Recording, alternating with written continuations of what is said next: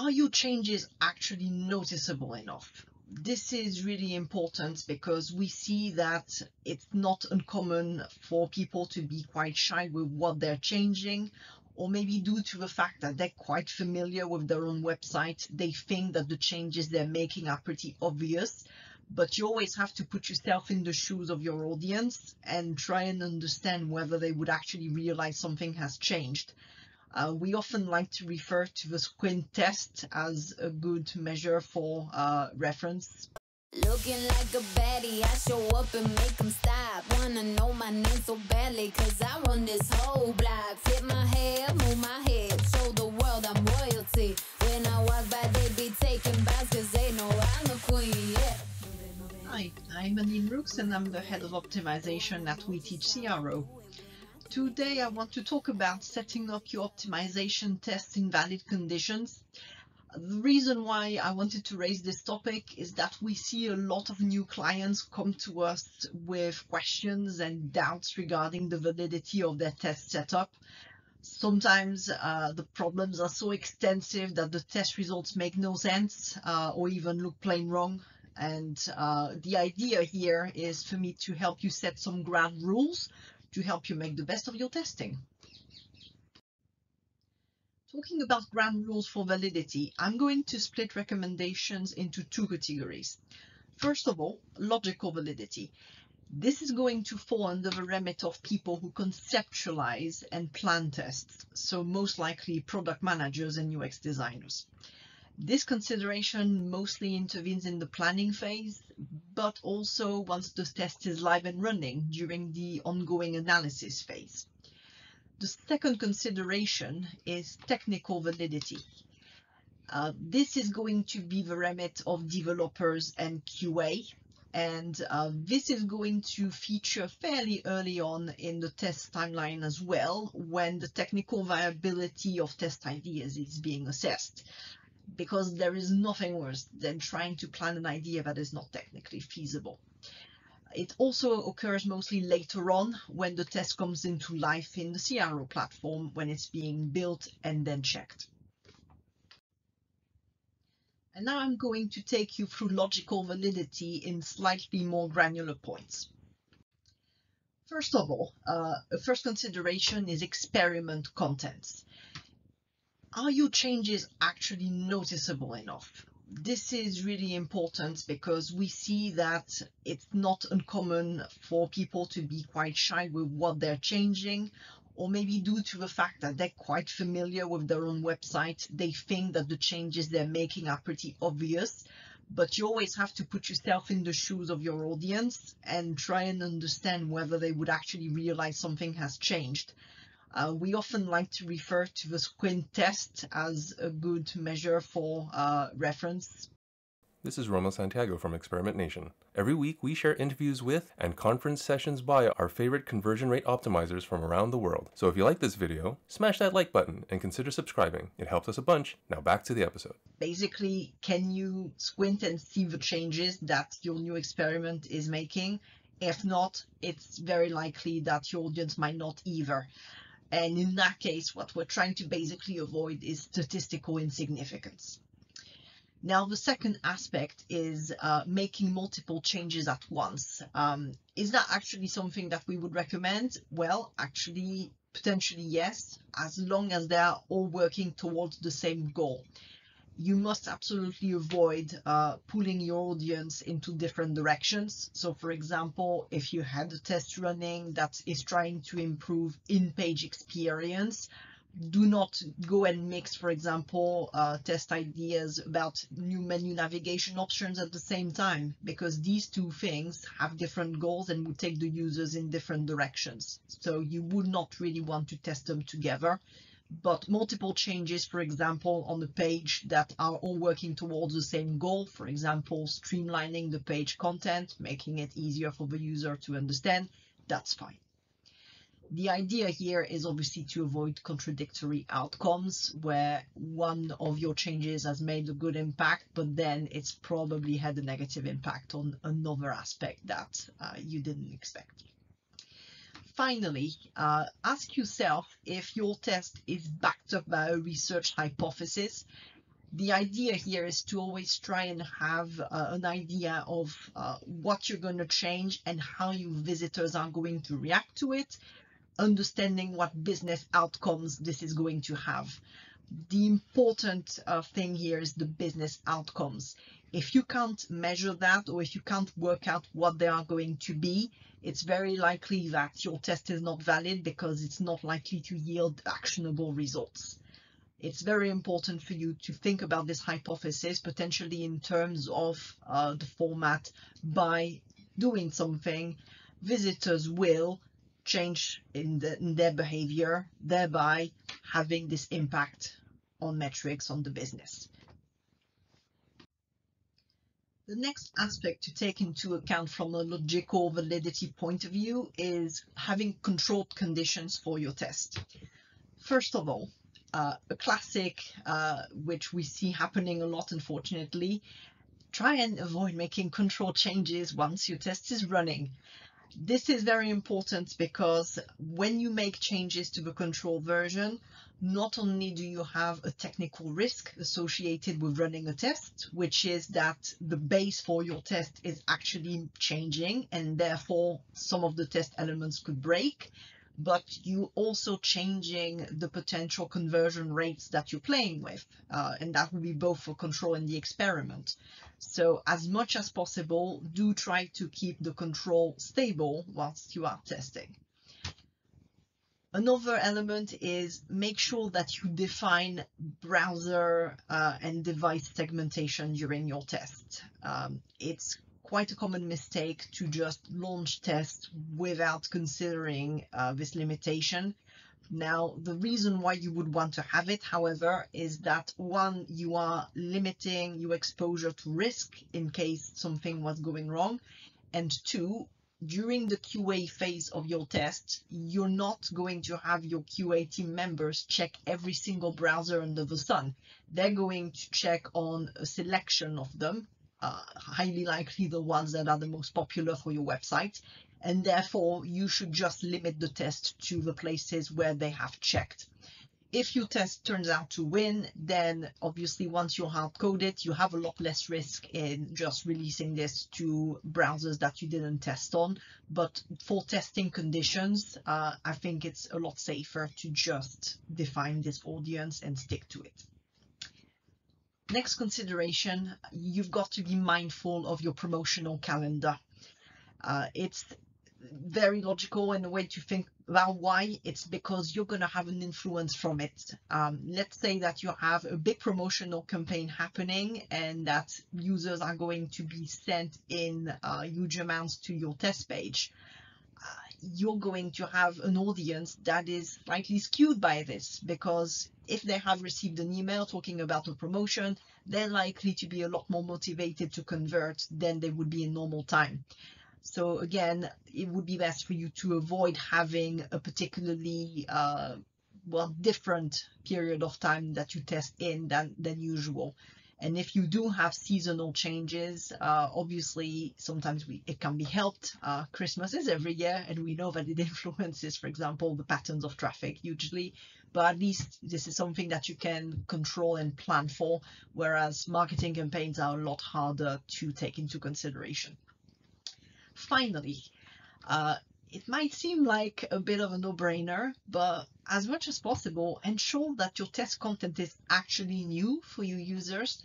I'm thinking here of an example where you have an app and a website that have a slightly different version of the content.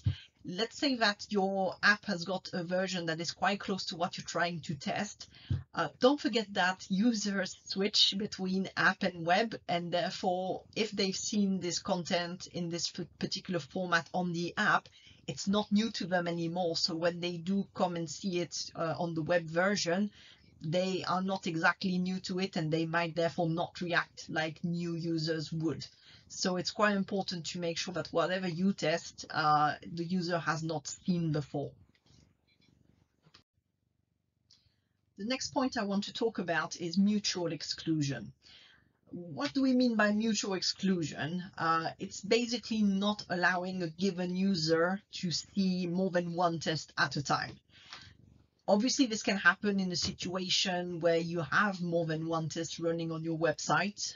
In the example here, you would have a test running on your homepage, and then later in the journey, a test running on the basket page.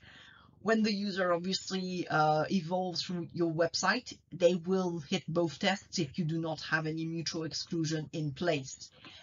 Now, why does it matter? Well, it's because mutual exclusion allows you to minimize interaction between the tests and between their data, most importantly. If you do not do it, the risk is that your test data might therefore get influenced in ways that you can't really account for. And this could become particularly problematic if your test yields negative or inconclusive results, because particularly if it's negative, you're not going to know which test is going to have had the most influence. And if it's inconclusive, is it because neither test did anything, or is it because one of them particularly was not inspiring to users? In general, in our industry, there is a lot of talk about mutual exclusion being something a little bit redundant, because the argument is that it's fairly marginal in terms of test interaction and data interaction. Personally, I think that being able to control a variable that you can't really have any influence on and remove it from the test data is probably a good idea, just so that you have an understanding of the test data that is fairly clean and essentially unskewed. And now you might remember from a slide earlier on that logical validity intervenes mostly when tests are being planned, but also once they are launched and they actually run. So here I'm going to talk about live test conditions as a point of validity. We, first of all, would recommend that 14 days is the minimum amount of full days that you run any tests for. This really allows for the most stable conversion trends possible. If you have less than that, basically, you take a risk that what you're looking at is not particularly stable. Similarly, we would set a minimum amount of unique hits per experiment at 100 in this case. This is really for the key conversions that you want to be able to trust in your test data. It's really to give you a bit of a critical mass in the conversions that you're going to be looking at and gauging the success of the test based on, essentially. You'll also want to take into account the statistical significance. I would almost argue that if that isn't there, none of the other numbers matter. So whether you look at it from a frequentist point of view with confidence or p-value, or if you are looking at more Bayesian methodology with chance to beat control, you do have to take this into account as your first port of call to understand whether what you're looking at actually means anything. Finally, also try and look at full weeks of data, because this allows you to iron out any peaks and troughs that you could have in the traffic, and really, just like the minimum amount of days, it ensures the stability of the results you're looking at. So now that we've talked about logical validity, we're going to dive into technical validity. The first and very important point that you have to ask yourself about when you set up a CRO test is flicker. What is flicker? It's when the control content is briefly visible before the new experiment loads. I'll show you an example of this, slightly slowed down, but it kind of illustrates well what I mean. Here you've got a control and the experiment loads. This would be obviously a lot faster when this flicker happens. The control will be a flash really, but it will still look to the user like something's happened that's not right. Now, ideally, what you would want in these conditions is to basically have a page hide of the control and then reveal the experiment. Now, there are situations where this flicker is hard to avoid, if not just impossible. I'm thinking, for example, of a situation where your CRO tag only triggers once your users have accepted cookies, mostly for GDPR reasons. So for example, in the context of a landing page test, this is going to be really difficult to avoid having the old content show first until users have accepted cookies. But when it is avoidable, you basically can ensure that your synchronous tagging is done. Basically, the tag for the CRO platform has to deliver first on any page. And you can also use the partial hide or full hide methodology for your new experiment, making sure that basically whatever is being changed from control gets hidden. Sometimes hiding the whole page will make sense because the changes are extensive, but potentially if it's only a small area that is being changed, you could just hide that area. It just allows for a much more graceful experience, and users do not wonder if something happened that was basically a little bit scammy, seeing page content and then being redirected to another page content could look a little bit dangerous to them, which is really what you want to avoid. And also you just want to avoid any sort of, well, really problem with the experiment that the control would not have. In brief, you just want to make sure that flicker does not exist as much as possible to give your experiment the best chance. The next technical consideration to make your CRO test valid is test entry, and more precisely when it occurs. Entry into the test should only be granted when the tested elements are or would be visible. Now, what do I say would be visible? It's because the test entry has to be the same for both control and experiment. So even if in control nothing happens, you cannot have visitors entering that version any differently than you would have them entering the experiment, because otherwise you're not comparing apples for apples. Now, test entry can really be divided into two categories. It can be simple. That's usually when the content that is being changed is visible immediately. For example, if you were testing a sticky CTA on a mobile basket page, that CTA is going to be visible pretty much immediately on page load because it's sticky. So in that case, your test can safely trigger on page load of the basket page. But there are some more complex situations calling for more complex test entries.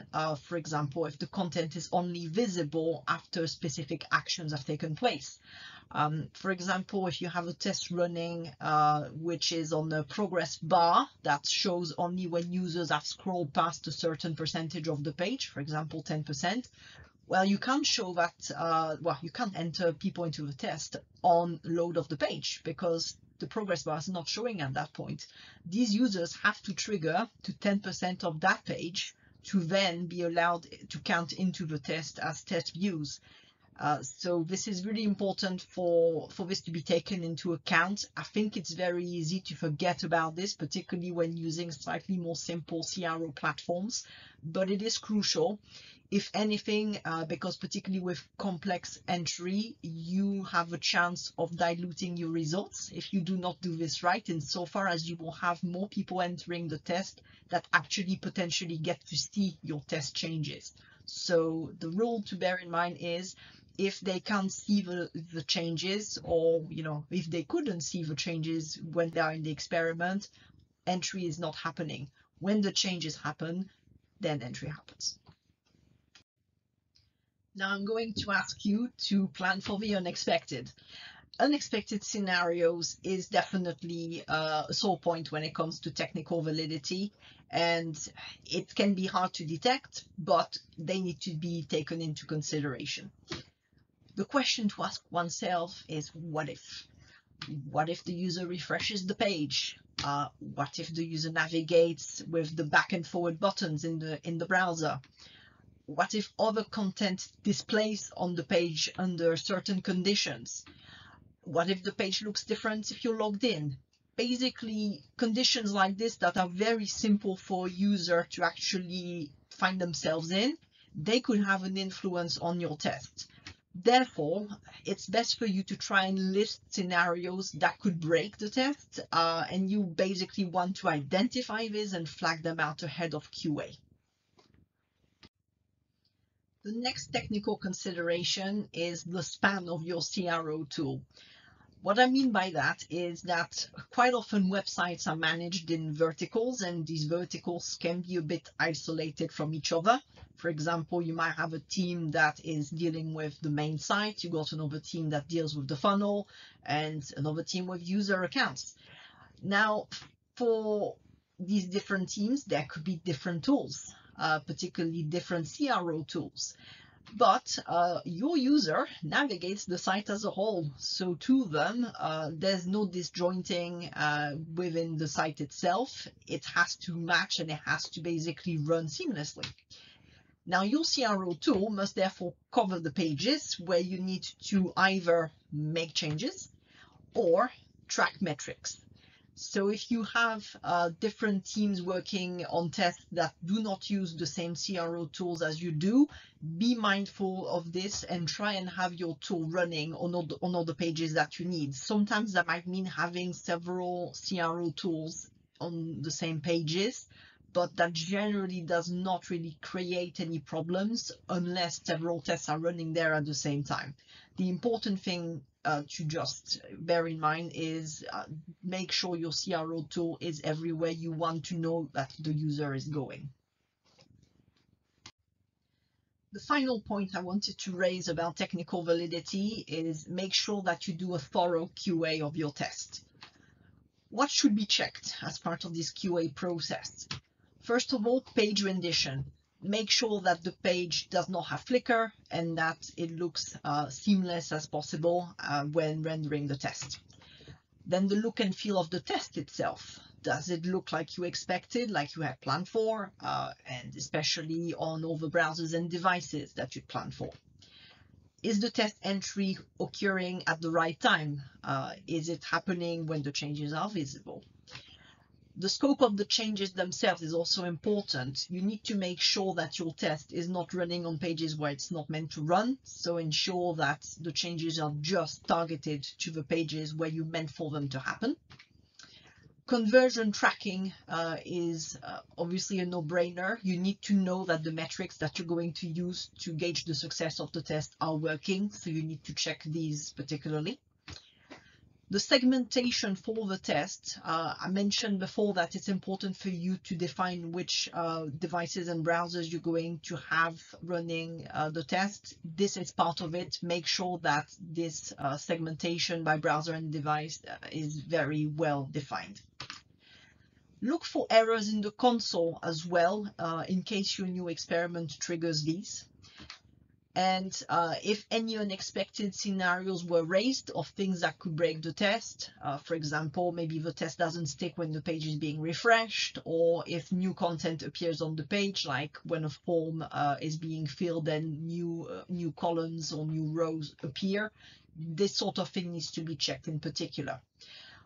Obviously, it's not the end of it. There could be many other things that you check, but if you already start with that, I think generally you will have a pretty safe experience. What we also tend to advise is that the person who develops the test should not be the person who carries out the full QA for the test, just because you need a second pair of eyes on it, really, a less familiar pair of eyes who is going to judge this test, not knowing how it's being built, but just gauging on how it's delivering on the site. This takes us to the end of this session, and in conclusion, I want to leave you with the idea that the key to valid testing really is to always follow the same process. Now, we've tried to define a little bit what this process entails today, but it's also very important to make sure that it's repeated and repeatable. You must ensure that your tests are all built and checked in the same conditions, because this makes them valid not only by themselves, but as a CRO program altogether. Thank you for your attention today. I enjoyed talking to you.